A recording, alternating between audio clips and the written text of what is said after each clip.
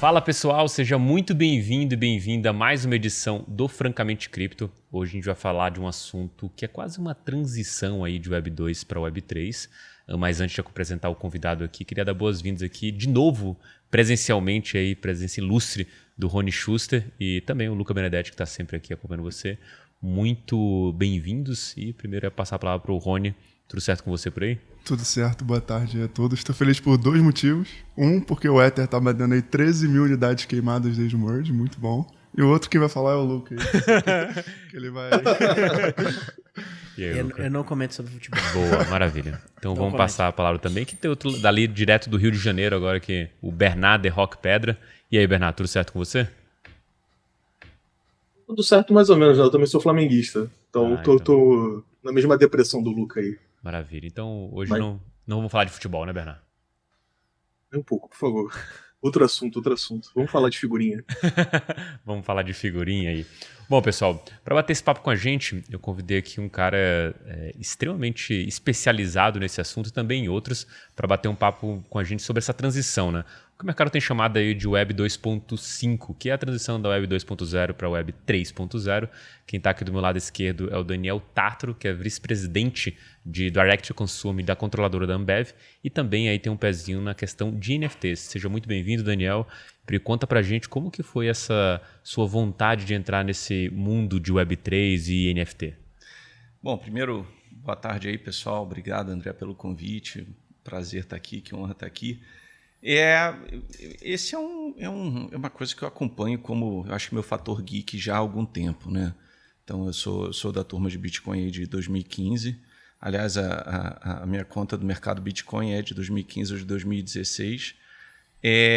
E essa foi uma transição natural. Eu acompanhei bem de perto a criação do Ethereum, acompanhei o DeFi Summer ali, e quando eu comecei a ver a popularização de outros tokens acontecendo, e principalmente o fator comunidade e a capacidade que você tinha de comunidades de criarem novos negócios e a tokenização dessa brincadeira, eu falei, putz, isso aqui pode mudar o mundo, né? E eu, enfim, sou experiente o suficiente para ter acompanhado ali o estouro da bolha.com, e eu gosto de comparar que o momento que a gente está vivendo agora ele é muito parecido, né, com o começo dos anos 2000. Começo dos anos 2000, todo mundo falando, esse negócio de internet não vai dar em nada. Eu lembro que eu ia explicar o que era a internet. O Brasil tinha 12 milhões de usuários de internet. A internet era coisa de rico, a internet era uma coisa que não queria se popularizar. Para que eu preciso de e-mail se eu tenho fax? Mas a infraestrutura estava sendo criada ali, né? A galera, os builders estavam construindo. Você tinha excesso de capital, você tinha excesso de empolgação, você tinha baixa adoção e quando corta 22, 23 anos depois, é muito parecido com o que a gente está vivendo. E essa transição dentro do meu trabalho, né, da IB Ambev, foi uma transição natural, né? Tinha um grupo ali de crypto geeks que se juntaram e que queriam entender se o mundo da forma como a gente se conecta com os nossos consumidores, com os nossos usuários, ele deve mudar, e a gente acredita, a nossa tese é que isso vai mudar. A gente quer aprender novas formas de se conectar com os nossos consumidores e com os nossos usuários, principalmente na questão da guarda dos dados, da soberania dos seus dados. Então, o nosso grande projeto, que é o que a gente chama agora de Reign of Titans, e depois eu explico por que a gente mudou o nome, é um dos projetos que a gente tem dentro de casa, né? A gente tem projeto em Solana, a gente tem projeto em Polygon, então a gente está tanto com o pezinho aí do lado Solidity, quanto com o pezinho do lado Rust também. Legal. Tem uma coisa que quando a gente está falando sobre essa entrada de empresas tradicionais e que tentam, de alguma forma, acho que no primeiro momento tentar entender o que significa o Web3, o que significa tudo isso, para tentar decidir para que caminho seguir, é justamente o momento 2, né? A página 2, em que a gente estava até conversando antes, né? Que é a decisão de eu vou me associar a alguma coisa, eu vou ser follower de alguma tendência, eu vou me associar a outra empresa e a gente vai montar junto alguma coisa, ou eu vou comprar alguém. E a gente, já apesar de ter uma indústria muito recente, a gente tem todo esse tipo de exemplos, né? E acho que como um cara que viu isso já há algum tempo e tinha ali uma perspectiva de uma visão mais geek, qual que é a sua visão sobre isso? Assim, qual que talvez, não o melhor caminho, mas como que foi o processo de tomada de decisão para vocês mergulharem nessa ideia de fazer um jogo especificamente e não qualquer outra coisa que talvez, pelo menos a minha visão, fosse mais claro para uma empresa em si, porque um jogo parece uma seara totalmente diferente do meu ponto de vista aqui, que está vendo uma empresa desse porte entrar em cripto ou Web3. Eu vou um pouquinho de fora para dentro, né? No final, quando você pensa em indústrias de bens de consumo, e Bimbev, Ambev é um bom exemplo disso, o grande desafio, né? Elas são indústrias que até então tinham um intermediário para chegar no consumidor e vão continuar tendo intermediários para chegar no consumidor. Você vai comprar os produtos através do bar, através do supermercado, mas quando você pode se conectar diretamente com o consumidor, esse jogo muda, né? Então, se conectar diretamente ao consumidor para a gente, ela é uma arma secreta do nosso marketing. E a gente tem uma ambição de se conectar diretamente com 100 milhões de consumidores e nos próximos anos. E para a gente entender, né, como que a gente vai se conectar em escala com tanta gente, a gente precisa aprender novas formas de conexão. O nosso jogo, o Reign of Titans, ele é uma das formas como a gente está explorando o Web3 para fazer isso acontecer. E a gente decidiu fazer isso dentro de casa, né? A nossa empresa ela tem uma cultura de construção de ventures, de construção de negócios. Um exemplo que todo mundo conhece aqui no Brasil é o Zé Delivery. O Zé Delivery foi construído dentro de casa em 2015. Se você falasse em 2015 que estava se construindo uma solução de fazer delivery de bebida para a porta das pessoas, todo mundo dava risada, né? Hoje o Zé Delivery faz parte da vida de um monte de gente. Com Reign of Titans é a mesma coisa, né? Assim, vamos aprender? Vamos. Tem duas formas de aprender, comprando ou fazendo.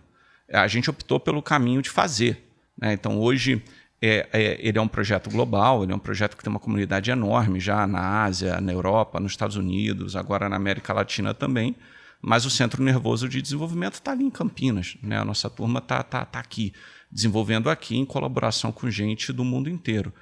Vai dar certo? A gente não sabe. Mas a gente quer tentar, né? A gente quer ser uma plataforma de popularização para embarcar as pessoas no mundo Web3. E para isso o que a gente brinca é que tem o caminho Web 2.5, porque isso ainda assusta muita gente. Um dos motivos é que a gente, por exemplo, está trocando o nome do nosso jogo de Crypto Titans para Reign of Titans, por exemplo. Legal. Nessa modificação, assim, acho que tá conversando sobre isso ontem, a gente estava falando do bad PR, né? Que chega no momento em que o cripto passa a ser um tempero que as pessoas não querem ver dentro de alguma estrutura especificamente, porque a gente está principalmente olhando no 2022, assim, que muita coisa aconteceu e os noticiários de cripto basicamente mostraram ali uma série de problemas, né, nesse quesito, principalmente no quesito centralização / aproveitar essa narrativa para se vender como um negócio extremamente bom. E a gente vê não vários, mas assim, vê alguma repulsa a esse termo especificamente. No seu caso, você está falando única e exclusivamente, talvez, de um jogo que vai perder essa parte aqui do cripto, mas obviamente continua se alavancando na tese de NFT, jogos e talvez, acho que o principal aqui, que é o contato direto com o seu consumidor, né? Exato. É menos sobre a repulsa, né? Porque, de novo, as fundações estão sendo criadas. O que é permissionless? O que é descentralização? O que é a construção de comunidades com incentivo através de Web3? Isso não muda. Mas você não fala mais que você vai ouvir MP3, você vai ouvir música. A tecnologia para o usuário final pouco importa, né?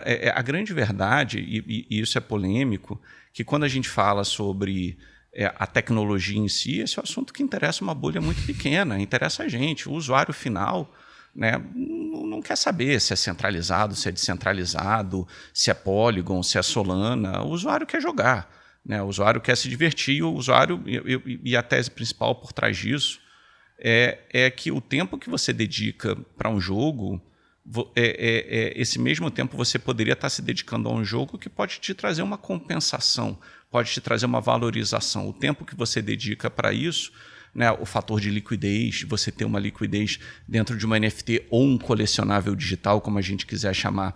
Então é muito menos sobre repulsa e muito mais sobre a gente começar a adequar. Você não quer saber como é que a luz elétrica chega na tua casa ou como é que a internet chega. Você quer assistir Netflix, né? Você não quer ouvir MP3, você quer ouvir música. Você não quer jogar um jogo baseado em NFT, você quer jogar um jogo, né? Então, no final do dia, é sobre como que a gente começa a falar com as pessoas que não querem saber a tecnologia que está por trás, elas querem se divertir.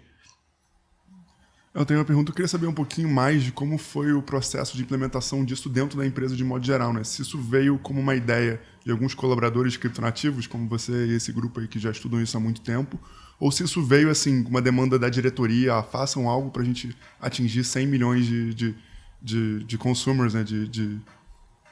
De pessoas, né, ao longo de 5 anos e tomem esse dinheiro e vamos fazer isso. Como é que foi o nascimento disso e se foi feito por um grupo interno, como é que vocês podem dar dicas para outros grupos assim também desenvolverem projetos assim?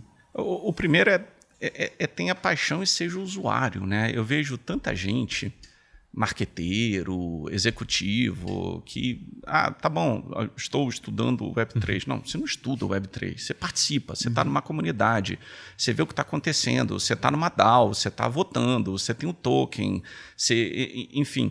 Então, no nosso caso, foi muito orgânico, porque a gente tem uma pessoa, né, do nosso time executivo que ele é fanático por Pokémon.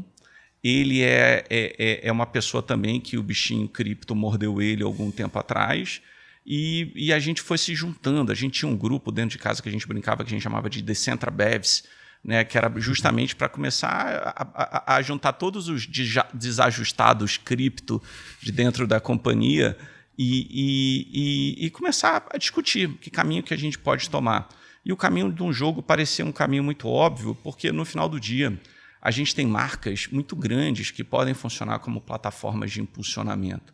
Guaraná Antártica no Brasil é gigante.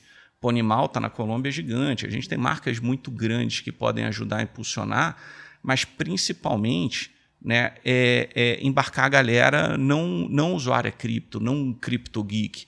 Então surgiu de forma super orgânica, surgiu de forma super natural, com um grupo pequeno, 18 meses atrás, 1 ano e meio atrás. Eu falo, beleza, a gente sabe fazer isso, a gente não tem a menor ideia, vamos começar a fazer. Né? O nosso head de dev era um cara que até 1 ano e meio atrás não sabia nada de Rust, entendeu? E hoje é o cara que escreve todos os nossos contratos e que está ali junto com a gente em Campinas trabalhando nisso. Então foi um aprendizado de um grupo, mas ao mesmo tempo foi uma construção sendo feita colada na comunidade. Porque um outro aprendizado grande para a gente também é como as novas marcas, os novos movimentos, eu acredito muito no papel da comunidade. Os marqueteiros ainda confundem muito audiência com comunidade. A audiência é uma coisa, comunidade é outra coisa completamente diferente. Então, essa é outra lição que a gente está tendo, né? Porque a gente construiu esse produto, a gente construiu o Reign of Titans em parceria com a comunidade. Hoje a gente tem um Discord aí com quase 10 mil pessoas, super ativa, né? Que a gente já vem acompanhando a gente há algum tempo. Tanto que quando a gente fez o nosso drop, que eu brinco que foi no meio do temporal cripto, a gente fez um drop em rede Solana na mesma semana que a FTX derreteu. E a gente deu sold out. Né? Por quê? Porque a gente tinha uma comunidade bizarramente engajada. Acho que a primeira lição que a gente tira... E a gente errou um monte dentro de casa. Tem outros projetos que a gente fez dentro de casa que floparam. Então, o papel da comunidade é importante, o papel do conhecimento técnico é importante, mas, acima de tudo, a paixão em ser usuário dessa brincadeira. Você não vai aprender sobre isso assistindo vídeo no YouTube ou lendo relatório. Você vai aprender fazendo parte. Então, foi um pouquinho como aconteceu do nosso lado. Antes, eu vou passar a palavra para o Bernard, que ele vai perguntar, mas uma das coisas que me chama bastante atenção é sobre como vocês estão usando isso aqui como ferramenta e não como fim, né?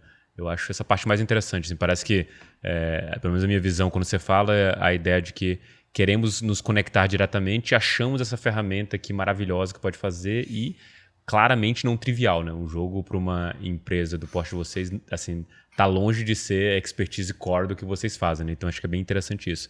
Mas, Bernardo, manda a sua pergunta aí para ele. Primeiramente, aí queria falar, Daniel, fiquei arrepiado de te ouvir falando aqui. Essa é realmente uma visão para se construir na Web3, né? De estar fazendo parte, de estar ali botando a mão na massa, de estar entrando de cabeça mesmo, né? Acho que a gente tem uma visão bem alinhada quanto a isso e, achei maravilhoso, né? E queria saber só, voltando um pouco aí, umas perguntas atrás, eu queria saber como que vocês estão pensando em tornar essa transição mais atraente, assim, para o usuário médio, para aquele usuário, assim, que nunca teve contato com cripto e às vezes não está tão disposto, assim, a falar, tipo, eu tô interessado nesse projeto aqui, mas não tô tão interessado assim em aprender em cripto e tal. Passa por aqueles problemas de usuários de interface um pouco mais complexa, aqueles problemas de custódia, de ter que criar uma carteira, tudo mais. Como vocês estão pensando em tornar isso mais atrativo um pouco para o usuário, assim, facilitar um pouco mais para esse usuário médio? Eu tive, algumas semanas atrás, em Las Vegas, na CES, né? E eu queria acompanhar todas as discussões que estavam rolando de Web3 na CES. E é interessante, né? Porque a CES não é um lugar de builder, é um lugar mais paletó, assim. Então, você via lá Salesforce falando sobre Web3. Mas isso era interessante porque a indústria acordou.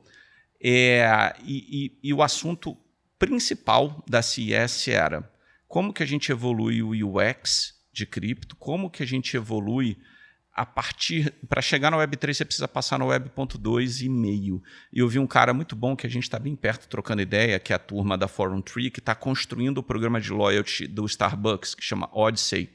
E ele deu uma analogia muito bom, que ele chama de mullet. É o Web 2 na frente e o Web 3 atrás.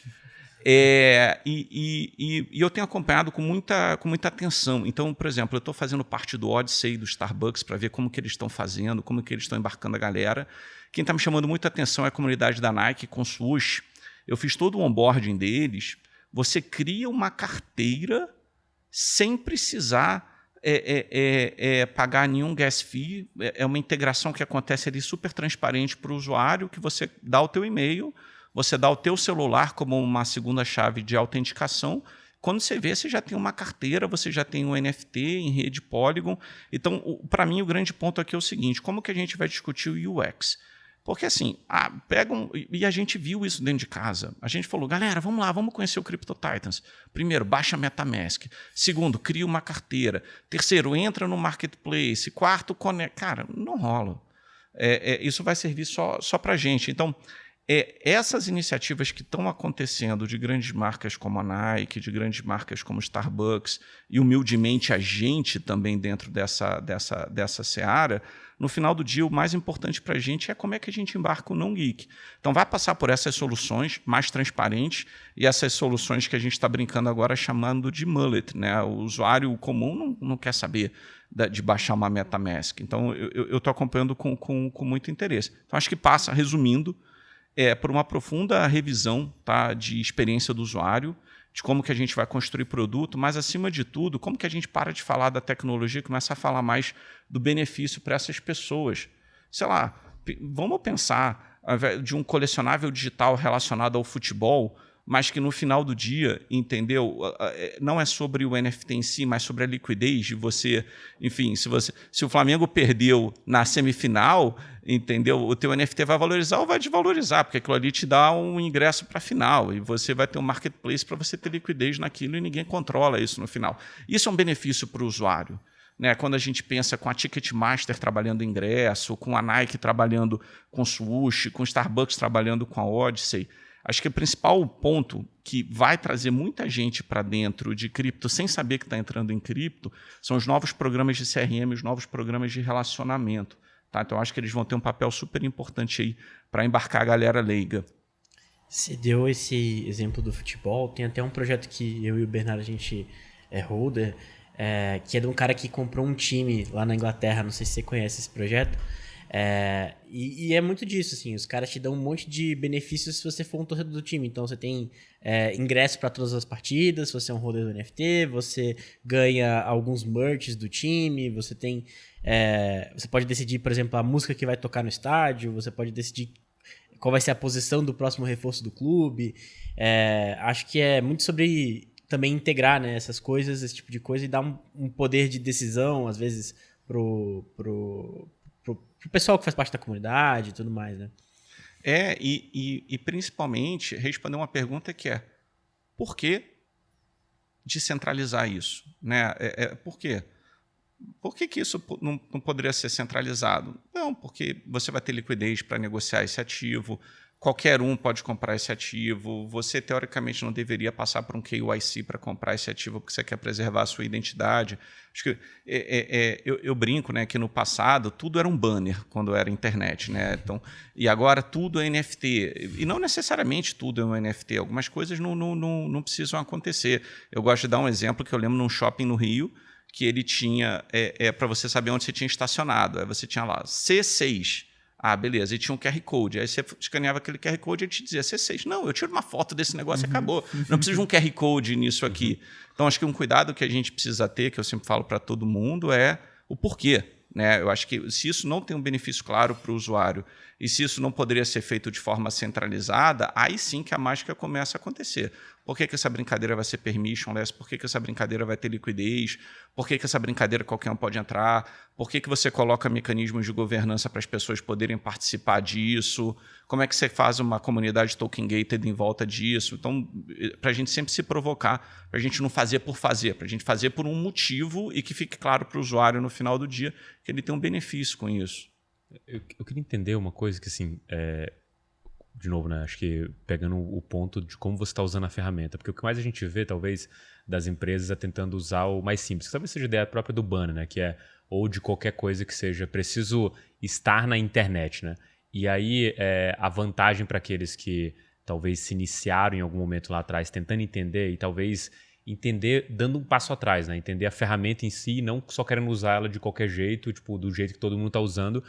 Isso causa uma vantagem para quem entende, né? Acho que um dos casos que eu lembro com mais qualidade assim, dos fatos foi o Google, que era um buscador. E eu lembro que acho que ninguém entendia para que serviria um buscador, né? Qual era a relevância desse buscador. E o Yahoo, na época, aceitou deixar dentro da sua página o Google. E aí o Google começou a pegar uma massa de dados, que ele não teria de outra forma, e no momento em que eles entenderam, já era tarde demais. Esse cara, ele tinha a vantagem de conhecer esse negócio dos primórdios, né, de fazer parte daquilo, e aquilo dá uma vantagem muito clara, principalmente nessas próximas etapas que fossem acontecendo no mercado, que o cara que entrou agora vai estar perdido. Ele simplesmente vai conseguir seguir tendências. Você acha que essa é realmente uma vantagem, talvez, de começar cedo, ter uma coisa interna, bater cabeça em algum momento, errar em algum momento?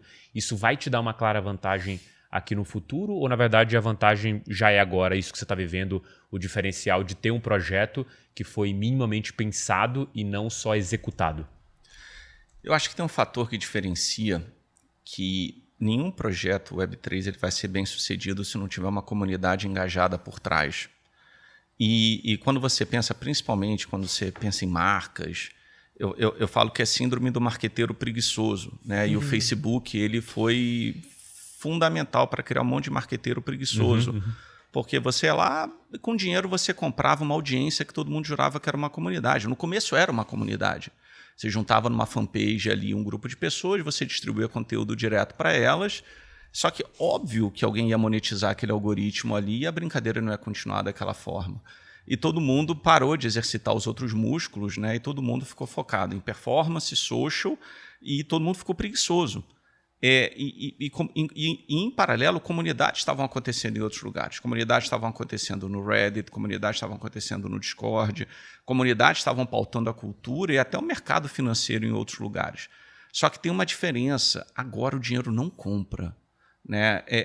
Isso pode te ajudar, ou pode uma Nike comprar um artefact, né? e entender que mesmo que o teu dinheiro compre isso, uma comunidade pode imediatamente sair, ou aquilo ali perder a relevância para aquela comunidade. E construir uma comunidade dá trabalho. Construir uma comunidade não tem fórmula.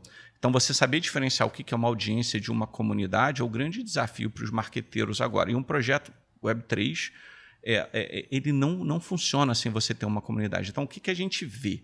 Né? E já aconteceu com a gente também. A gente não está falando mal dos outros aqui, não. A gente já cometeu esse erro de projetos que você não tem ainda o engajamento de uma comunidade, que você se ancora porque não, na Web 2 eu sou grande, na Web 2 eu sou conhecido e vou fazer um drop aqui e todo mundo vai querer. Talvez ali no auge da maluquice do excesso de liquidez isso até fosse verdade, mas agora isso não acontece mais. Então, construir uma comunidade é um diferencial competitivo. E construir comunidade não tem receita de bolo. E construir comunidade ela é de forma orgânica.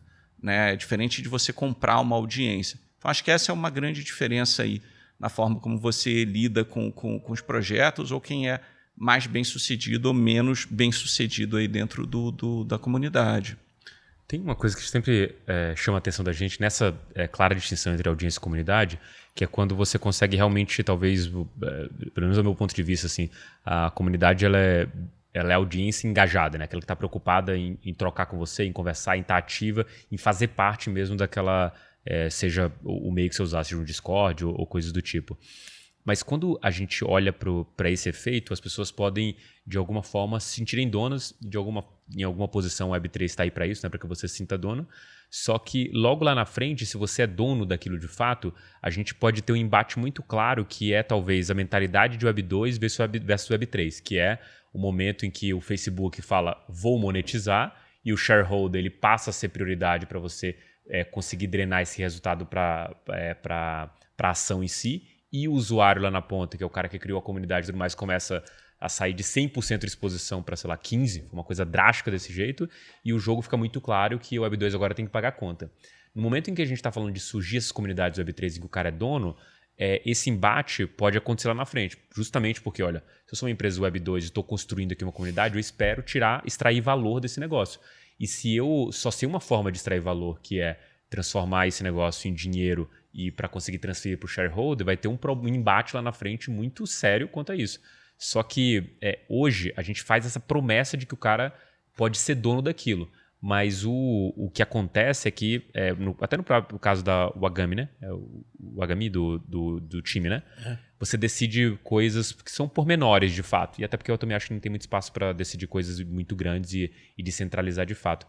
Mas você acha que isso é plausível de acontecer no sentido de as pessoas vão conseguir realmente ser donas desse todo por ter um NFT, uma quantidade de tokens?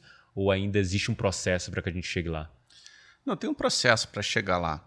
Porque no final, né, esse usuário ativo, engajado de uma comunidade, o que ele quer no final? Ele quer construir junto. E ele quer vencer junto. A comunidade quer vencer junta.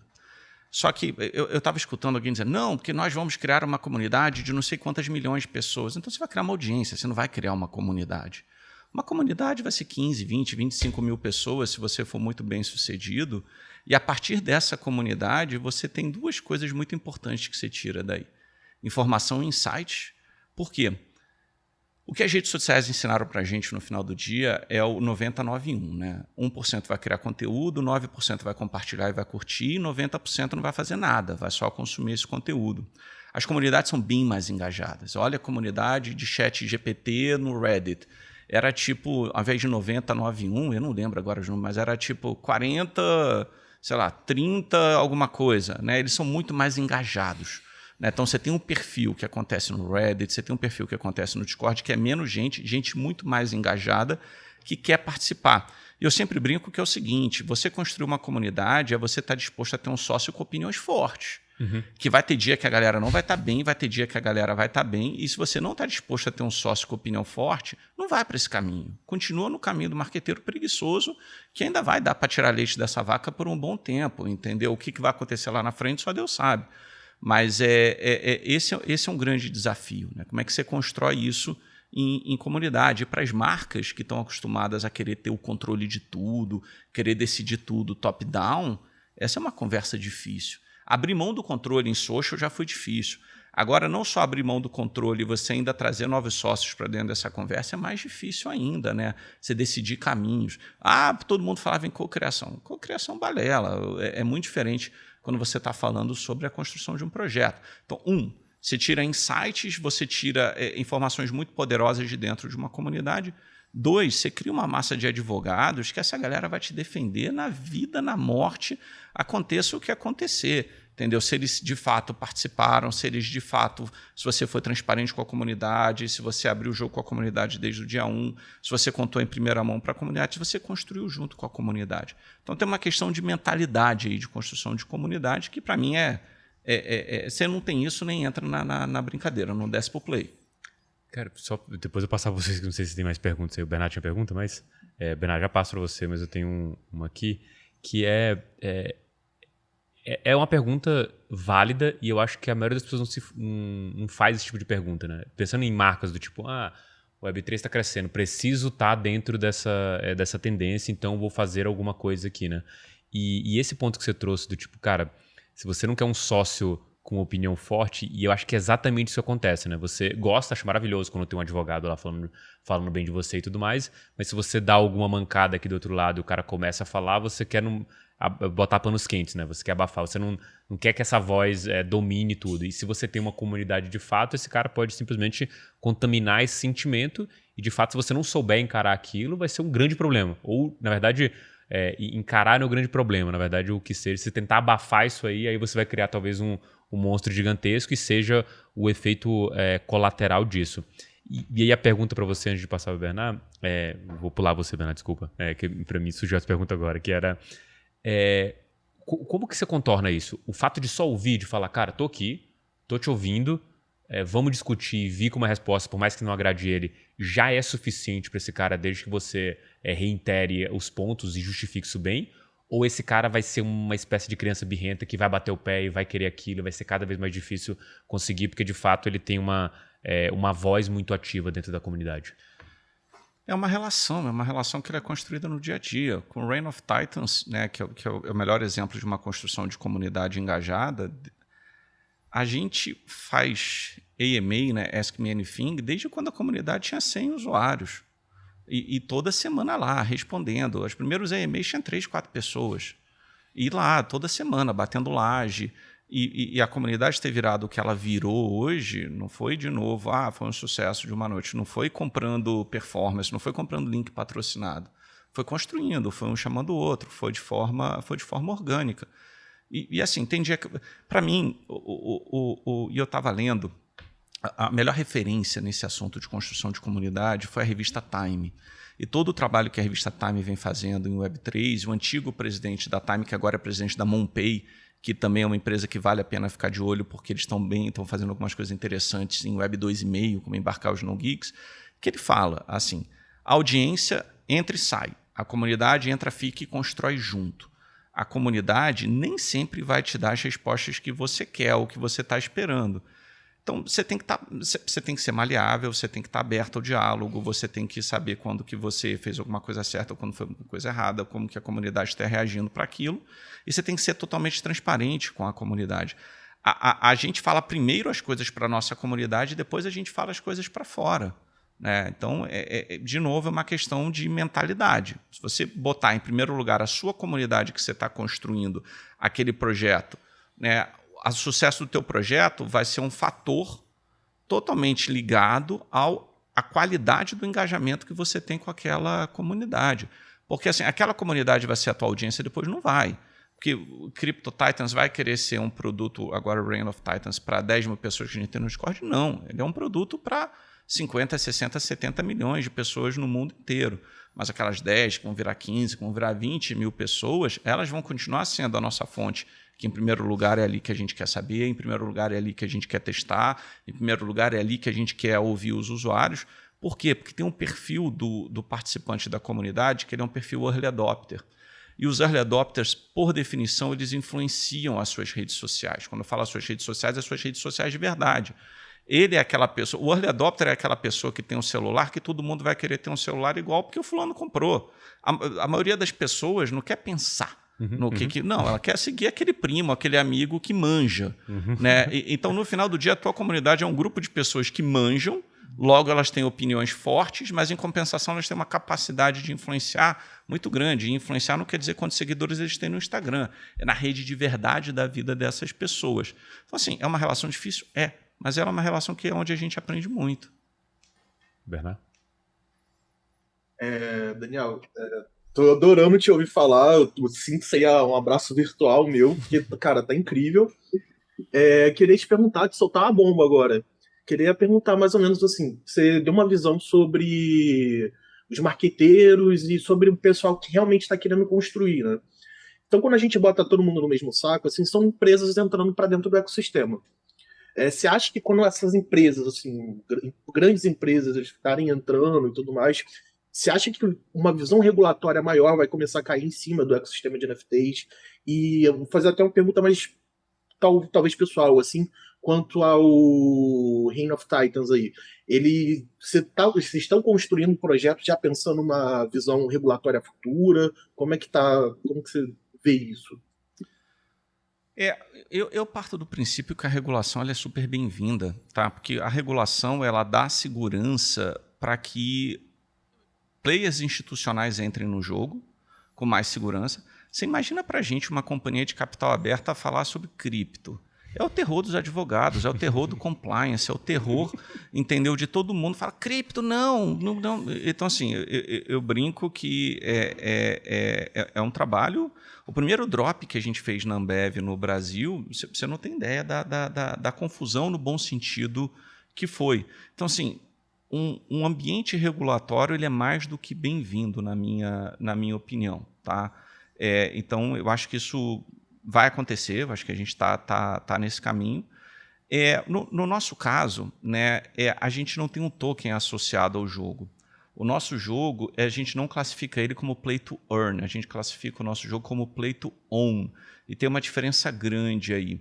A gente acha muito arriscado os jogos que têm um token associado, né? Quando a gente olha aí o que aconteceu com Axie Infinity, o que a gente olha o que aconteceu com outros jogos, porque no final do dia eu sempre me pergunto, com todo respeito ao Axie Infinity, se Axie Infinity era um jogo ou era uma profissão. Né? Se era um trabalho, se as pessoas jogavam porque era legal ou se elas jogavam porque aquilo ali virou um meio de subsistência para muita gente, ou um meio de especulação para muita gente. No nosso caso, à medida que você vai jogando o jogo, e o nosso jogo ele é um Pokémon Web3. Tá? Ele é um jogo de estratégia de card battle, player versus player, que à medida que você vai ganhando ou vai perdendo, a gente vai mexendo nos metadados do teu NFT e mexendo nos atributos. Né? Então, vou dar um exemplo. A gente vai lançar um marketplace próprio. Por que a gente vai lançar um marketplace próprio agora nas próximas semanas? Porque a gente quer facilitar o embarque das pessoas que não são CryptoGeeks. Então, o sujeito poder comprar com Pix, o sujeito poder comprar com cartão de crédito. E também para todos os holders dos nossos NFTs começarem a entender quais são os atributos, né, do seu NFT. Porque o ranking hoje ele é um ranking cosmético. Você olha lá o MoonRank e você vai ver o ranking dos NFTs, o MoonRank no caso da Solana, de atributos cosméticos. E através do nosso marketplace, os usuários vão ver os atributos de jogo. Qual que é a capacidade de ataque do personagem dele, qual que é a capacidade de defesa do personagem dele, qual é a capacidade de agilidade do personagem dele. Então, só e somente através do nosso NFT, você conecta a tua carteira ali, você vai ter essas informações. Tá? Então, o ambiente regulatório é mais do que bem-vindo. No nosso caso, a gente acha que é mais suave porque a gente não tem um token associado ao jogo, a gente não tem um ativo mobiliário aí envolvido, é só o NFT que aumenta ou diminui o valor de acordo com a tua performance. Então, a gente acha que a gente está menos exposto, tá? Mas, ao mesmo tempo, tanto eu pessoalmente enquanto a companhia, a gente vê com muito bons olhos o aspecto regulatório para dar segurança para todo mundo, dar segurança para o usuário, dar segurança para os players. Um exemplo. A gente está assumindo um risco enorme e, ao mesmo tempo, marcas olham para a gente e falam, pô, que legal. Né? Não só as marcas de dentro de casa, agora na Antártica vai patrocinar torneio de Reign of Titans. Pony Malta, que é um refrigerante na Colômbia, vai abraçar isso com muita força. Mas a Pepsi, que não é uma marca nossa, mas é uma marca parceira nossa, anunciou parceria com a gente na Argentina. Então, as marcas começam a enxergar a gente como um veículo seguro de embarque para a Web3. Tá? Então, a gente acha que a gente também tem esse papel, não só de embarcar usuários que são não-geeks, mas também de embarcar marcas que vão enxergar na gente como um caminho seguro para entrar na Web3. E eu acho que acaba sendo também acabam guiando aí esse caminho regulatório, né? A gente vê até o caso da Square Enix mesmo, que está desenvolvendo bastante no blockchain, e eles estão querendo abrir esse caminho regulatório mesmo, ter tudo claro para que não haja nenhum problema lá no futuro, né? Então a gente tem até esse caso aí bastante interessante. Cara, muito legal. Algumas coisas que você falou aí ao longo das últimas respostas que eu quero recapitular aqui. Primeiro, esse paradigma play to own, nunca tinha ouvido falar disso, não sei se vocês já tinham. Achei muito interessante esse mecanismo aí de você não ter um token e focar no próprio NFT em si. Acho que é algo que outros games e outras aplicações poderiam se aproveitar muito. Outra coisa é essas questões de dores de crescimento de comunidade. A gente está sentindo isso muito agora na MB, né? A gente faz calls semanais lá também. E tinham no começo 5, 6 pessoas. Agora já tem 20, 30, já está um pouco melhor, mas é algo realmente muito interessante, muito legal ver essa evolução. Mas o que eu queria perguntar era do jogo em si, né? Do Reign of Titans, focando nele mesmo agora. Você já começou a falar um pouquinho, é similar ao Pokémon e funciona com NFTs, mas me diz primeiro por que vocês escolheram fazer no NFT na Solana, né? Como na rede da Solana em si. E segundo, o que já existe no jogo, o que vocês estão pensando em implementar e como alguém que está conhecendo isso hoje no podcast pode participar disso. Não, total. Primeiro, porque Solana, né? E o mais importante, o Reign of Titans ele vai ser um jogo multi-chain. Tá? Então, o futuro do Titans é um futuro multi-chain. A rede Solana era uma rede, é uma rede que, para a gente, ela é fundamental da forma como a rede abraçou, como a comunidade abraçou a gente. Solana Foundation, alguns jogos que a gente admira muito que estão ali, uma comunidade principalmente performance da rede. Não tem outra rede com TPS maior do que a rede Solana. Né? Tem suas vantagens e desvantagens ser um monolito. Né? Tem toda uma discussão aí que para a gente é importante. Mas a gente desenvolve coisas em Polygon, a gente desenvolve coisas em base EVM, então a gente não está preso a ninguém, mas a comunidade Solana foi a que melhor abraçou a gente, onde a gente entendeu que ia florescer e que vai florescer e tem florescido uma comunidade gamer ali dentro. Desde lá atrás de Star Atlas, Aurory, Rugged Revenants. Então tem toda uma comunidade ali em volta que a gente queria tá perto. A gente queria ter um pé em Rust, assim como a gente queria ter um pé em Solidity, em linguagens de programação da rede. Tá? Então esse foi o motivo que a gente optou por Solana ser a nossa rede, por uma questão de performance, por uma questão de comunidade e por uma questão de que alguns jogos que a gente admirava já estavam lá. E qual que era a tua outra pergunta mesmo? O que já está implementado e o que vai vir aí nos próximos anos. Show. E como participar também. Não, total. O nosso roadmap, né, a gente fez um drop e esse drop aconteceu, sei lá, 2 meses atrás, vou chutar uns 2 meses atrás, foi o nosso primeiro drop. Para jogar o Reign of Titans, você precisa do NFT. Tá? A gente vai ter uma versão free-to-play, então qualquer um pode entrar, qualquer um pode jogar. Ele é um jogo card battle, ou seja, batalha de cards, que vai envolver 80%, 90% estratégia, 10% de sorte. É um jogo player versus player. E a gente vai ter uma série de torneios acontecendo pelo mundo afora, com premiações até 10, 15, 20 mil dólares. E que para você entrar no torneio, você só precisa ter um NFT. O teu NFT, ele vai ter atributos que vão estar imputados dentro dos metadados dos teus NFTs, que, por enquanto, a gente está indo num caminho que a gente chama de ADA, né, que é agilidade, defesa e ataque. E à medida que você vai jogando com outros jogadores, você vai... Todos os NFTs eles vão vir numa escala de 0 a 3, tanto para ataque, quanto para defesa, quanto para agilidade, e essa escala pode chegar até 10, à medida que você vai jogando. Ou seja, o teu NFT pode valer mais ou pode valer menos. Você pode ter 5, 6 NFTs e ir jogando, e de repente você tem um que está explodindo, que você ganhou um monte, você vai lá e vende. Né? Esse NFT, teoricamente, vai valer mais, e aí a gente quer ter o nosso próprio marketplace para isso e também ter marketplaces secundários para isso. O jogo a gente deve lançar ele. A gente vai soltar em breve uma versão só para os holders, para eles ajudarem a gente a testar. Recentemente a gente lançou um minigame só para os holders também, que para mostrar um pouquinho como que esse mundo de aéreo que a gente chama, que é toda a inspiração por trás dos Titans. O jogo deve ser lançado agora em abril, o nosso marketplace deve ser lançado agora em março. Tá? Então, comecinho do segundo trimestre, aí o jogo já vai tá na rua. Legal. Cara, assim, uma das coisas que a gente sempre pede pro convidado aqui, quando tem essa bagagem que você tem, assim, tanto da questão de NFT quanto a sua própria bagagem do mercado mesmo, é tentar traçar o que a gente pode esperar do futuro de modo geral. Assim. Acho que aqui interessa bastante pra gente entender como que você vê esse movimento de NFT. E aí vale tanto o quesito temporal, tipo, quando que a gente vai ver essa nirvana do mercado cripto em que as coisas realmente vão confluir, a gente pode ter um período dessa onipresença do que foi a internet, né? Então, que você, numa época, conectava e numa outra você vive dentro dela e basicamente toda empresa e tudo passa por aquilo. Eu queria entender a sua visão tanto de games especificamente, né?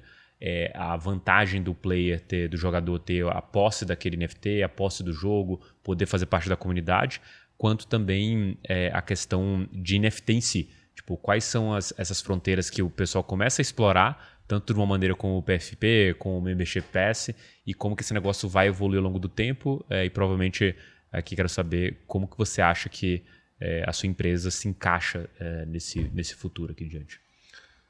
Não, o que eu penso? É que todo mundo pensa o Web 1, Web 2, Web 3 como uma evolução, como se o Web 3 fosse substituir o Web 2. Eu não acredito nisso.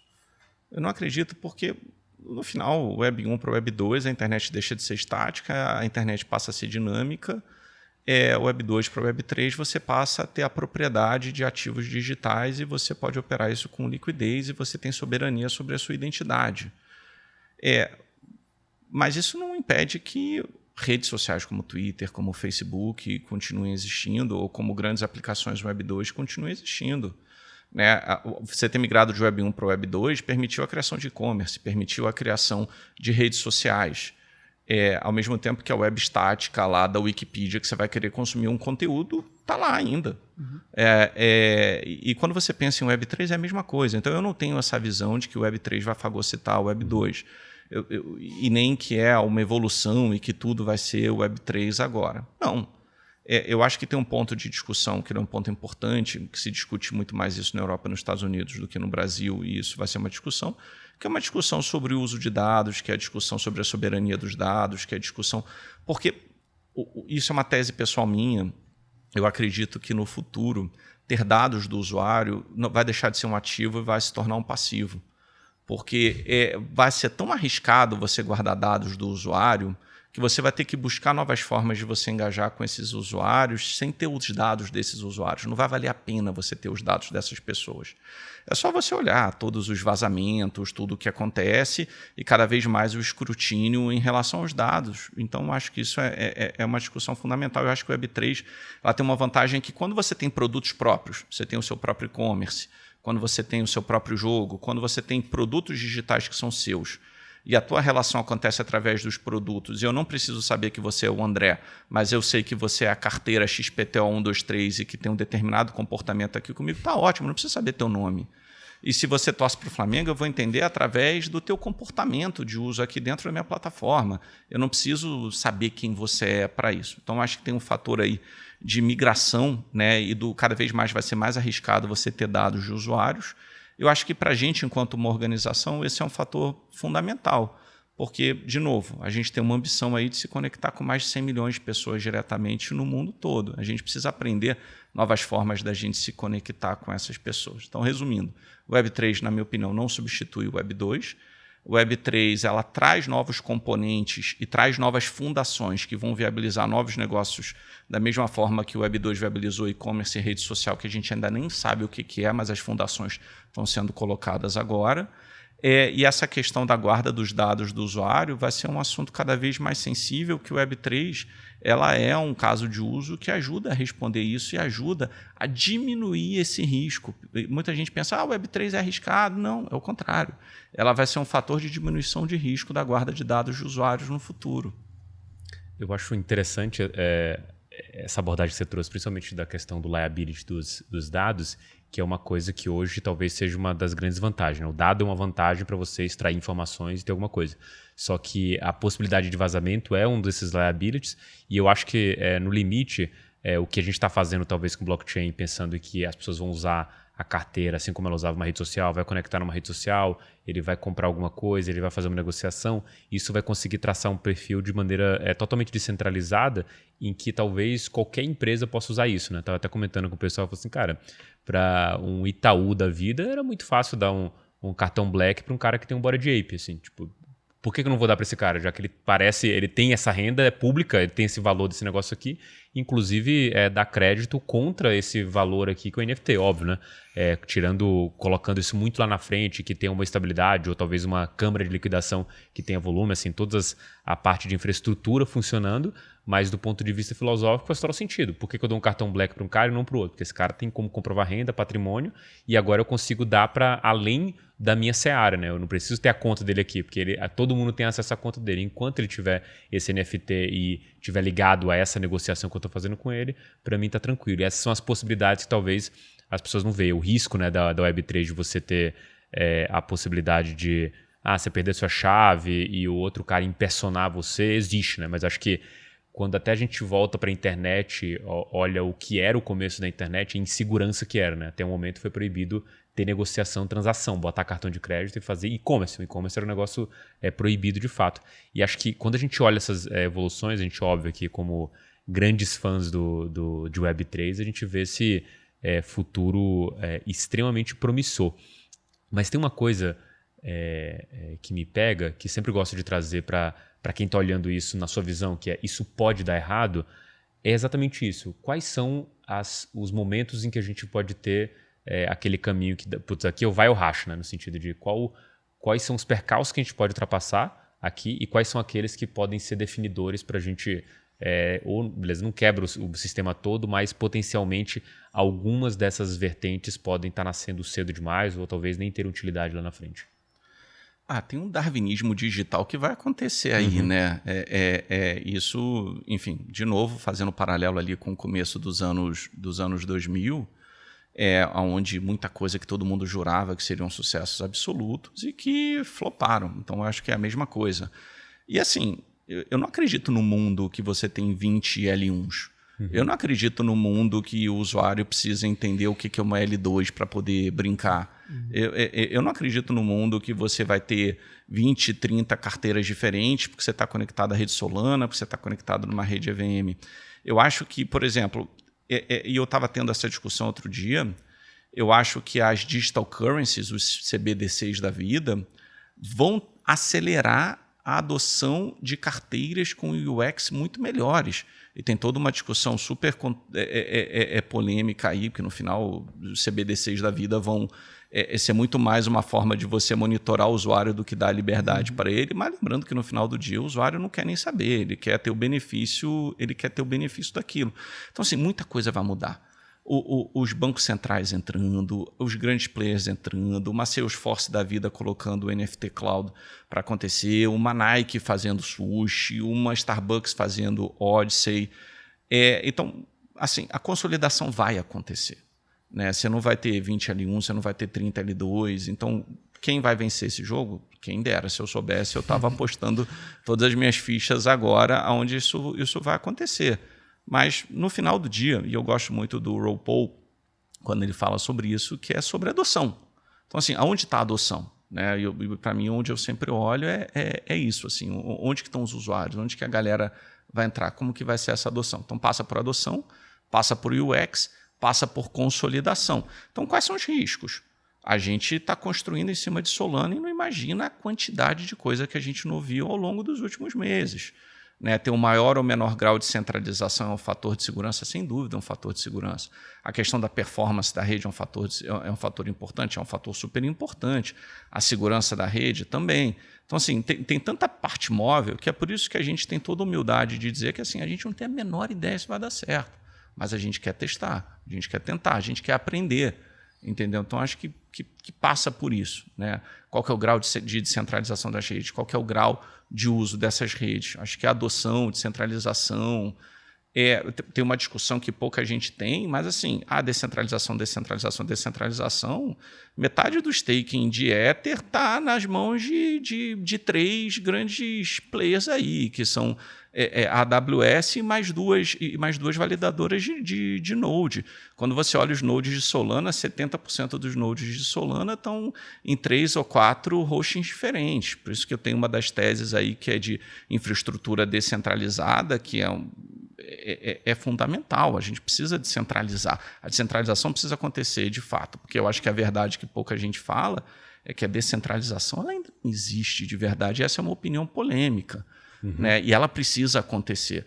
Não dá para, assim, se a AWS desliga, acabou, entendeu? Se alguém aperta um botão lá na Amazon desliga a AWS, é a confusão que vai dar com quem está fazendo staking de Ether ou com os nodes de Solana que estão acontecendo. Então, acho que tem um fator aí de centralização da infraestrutura que é onde eu olharia com mais cuidado e aonde a minha tese principal e pessoal aí para 2023, 2024, é acompanhar como que, de fato, a infraestrutura começa a descentralizar.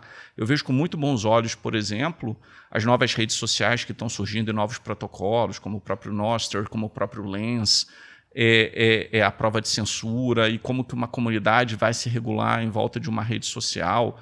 Todo mundo achava que, assim, imagina que o Orkut vai acabar. O Orkut, ninguém lembra do Orkut. Pode acontecer a mesma coisa com o Facebook. Pode acontecer a mesma coisa com o Twitter. Porque no final do dia é sobre onde que as pessoas legais estão e não qual é a tecnologia que elas estão usando. Se amanhã todo mundo legal migrar para o Nostr porque vai ter uma UX melhor Ou vai todo mundo começar a usar o Lens porque tem um fator ali de fila de entrada que nem todo mundo pode entrar? Você não sabe. Então, assim, eu estou empolgado, eu estou mais bullish possível em relação à infraestrutura, em relação às transformações dos mercados. E o risco, na minha opinião, é esse. Ele é um risco de infraestrutura, ele é um risco de descentralização. E, obviamente, você tem os fatores regulatórios aí que vão ter um fator fundamental aí nessa discussão. Pô, maravilha. Boa visão, assim. Acho que bem lúcida quanto a isso e aos riscos que a gente pode enfrentar. Cara, eu vou te botar numa saia justa agora, que a gente não combinou isso e é uma das grandes falhas nossas aqui do podcast, não avisar antes, mas a gente tem um quadro aqui que a gente chama de mineração da semana, em que a gente propõe para o convidado sugerir um vídeo, um texto, um podcast, qualquer coisa que tenha a ver com o tema ou não, mas que acho que o primordial aqui é você sugerir para a nossa audiência aquilo que você acha interessante e discorrer um pouco sobre o que é esse conteúdo. Tem alguma coisa aí que vem na sua mente que eu posso até me alongar no discurso para você ter mais tempo para conversar, para pensar um pouco mais, mas eu vou passar a palavra para você. O que você pode indicar de mineração de semana para o nosso público aqui do Francamente Cripto? O que eu posso indicar é seja parte ativa de uma comunidade. Se você quer entender o que está por trás de Web3, o que está por trás de cripto, então o que você gosta? Eu vou dar o meu exemplo pessoal. Eu passei a ter um interesse mais profundo em cima de DeFi e eu tinha um interesse muito específico sobre os protocolos de automação de trading de opções. E eu comecei a participar ativamente das DAOs em volta disso. Né?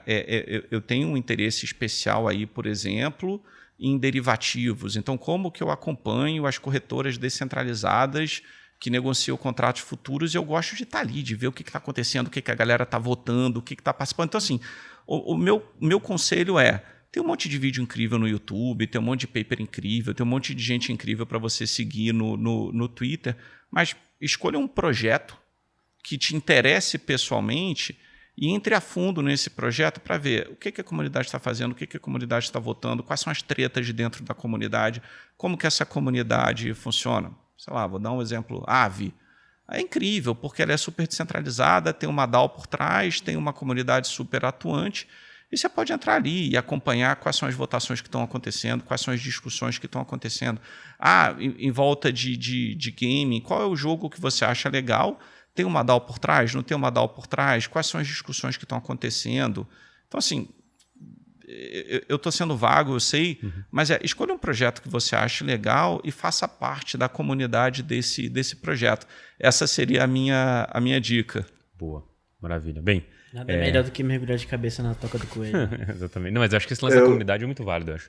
Bernard? Deixa eu acrescentar só um pouco aí, dar uma ajuda para ele. Cara, baixa o Discord. Todas as comunidades estão ali no Discord. Todos esses protocolos têm uma comunidade no Discord. Então, baixa o Discord ou cria um Twitter, que ali, ó, tá safe. Vai conseguir interagir com todo mundo, ver o que tá acontecendo. É isso. Pode começar pelo Discord do MB. Olha aí, viu? Já ia dar essa dica. Exatamente, aí, ó. Puxando mexendo. E o Discord de Reign of Titans. Né? O Discord de Reign of Titans, a gente ainda está usando a URL antiga, cryptotitans.com. Ali você chega no nosso Discord. O Discord, para não usuários de Discord, ele assusta um pouquinho, mas quem é mais velho da época do Mirk, do IRC, vai se identificar ali. O nosso marketplace, onde a gente está negociando no mercado secundário, é o Magic Eden dentro da rede Solana. Então, conheça o Crypto Titans, veja a nossa comunidade ali. A gente tem um canal em português, a gente tem um canal em espanhol, a gente tem os canais em inglês. Você tem um interesse especial em jogos ali, além da comunidade do Bitcoin. A comunidade do Reign of Titans também é um bom ponto de partida. Maravilha. Bom, obrigado, Daniel, pelo seu tempo. Obrigado, Bernard, direto do Rio de Janeiro. Meus dois amigos aqui de mesa também, Rony e Luca. Obrigado você que acompanhou aqui até o final. Fica o apelo para você também aqui, dar um like aqui no nosso vídeo, já seguir também o nosso canal aqui do Mercado Bitcoin e mandar para o seu amigo aí que está interessado em jogos, NFT e todo esse assunto que a gente bateu um papo aqui bem interessante com o Daniel. E a gente se vê no próximo Francamente Cripto. Forte abraço. Valeu, pessoal.